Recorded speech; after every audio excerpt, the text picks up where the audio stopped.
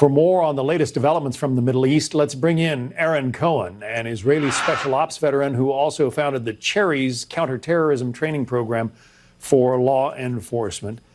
Interesting, that the Israelis apparently took out military leaders, legitimate targets, really, after what happened on October 7th, men who are responsible for the deaths of Israelis and Americans as well. And yet the expected Iranian response is to lob a bunch of rockets and kill civilians. What do you say about that? Well, John, you nailed it. The fact is that Israel has been systematically carrying out its three-point operational goal following October 7th.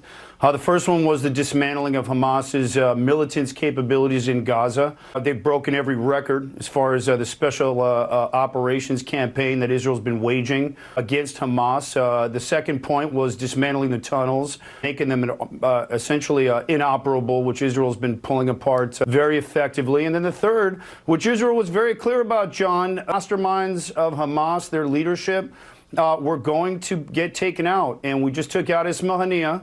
We did it in Iran the day of the new Iranian presidential inauguration through Israel's elite intelligence apparatuses. And now, once again, like we've seen in the war against Israel with Hamas, there's a lot of crying and there's a lot of whining. And, well, now there's going to be a major response to taking out Ismail Haniyeh, as well as Fouad Shukr in Lebanon. Don't forget, we took out Mohammed Daif, who was the number 3 in a long mastermind of terrorism against Israel. And so Israel is just doing what it does best. They go on the preemptive, John, and the reason why is because that's how we defend ourselves. And so Iran's going to do this dance, and they're probably going to lob hundreds of missiles via the Houthis and via Hezbollah in the north, which has displaced hundreds of thousands of Israeli citizens.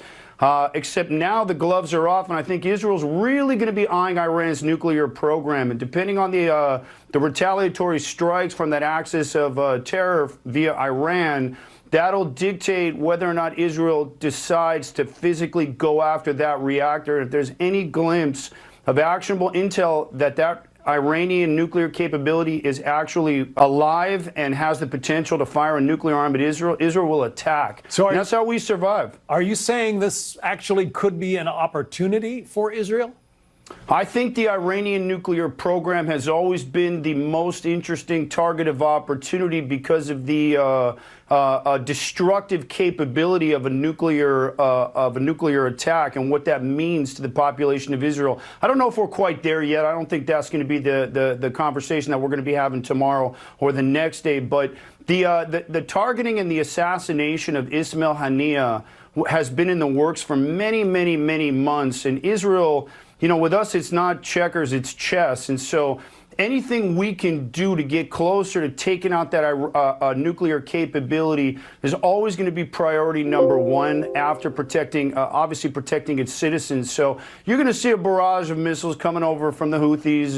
You're going to see a barrage of missiles coming over the north from Hezbollah. And you're going to see potentially Iranian-backed groups firing from Iraq and Syria. And Israel will have to go on that preemptive. That's the soul of her survival. And Israel's got incredible intelligence, and Israel's just going to keep doing what it does best, which is attack. And that attack is their defense. And so we're going to see this play out. We're going to see a lot more special operations playing out at the same time as well. Very quickly, Mohammad Bakeri is the chief of staff of Iranian armed forces. He says the Israelis are going to regret these targeted killings, but at the same time, he and other military leaders have to be looking over their shoulders pretty much at all times right now. Well, I think he's talking. I think they're embarrassed. I think Iran knows that Israel's intelligence agency, the Mossad, just like with Eli Cohen back in the 60s, this is how it works, John, in intelligence. We will infiltrate the highest levels of the IRGC, which Israel's probably done at this point right now. I don't know if you saw the reports, but they just arrested one of their top police special agency police commissioners in Iran, suspected of cooperating with Israel. And so Israel's got a talent for infiltrating the highest levels of governments. We did it in the 60s with Cohen. We did it again just the other day. Those pieces of the intelligence apparatus involve recruiting assets within the IRGC and the top levels of the Iranian government.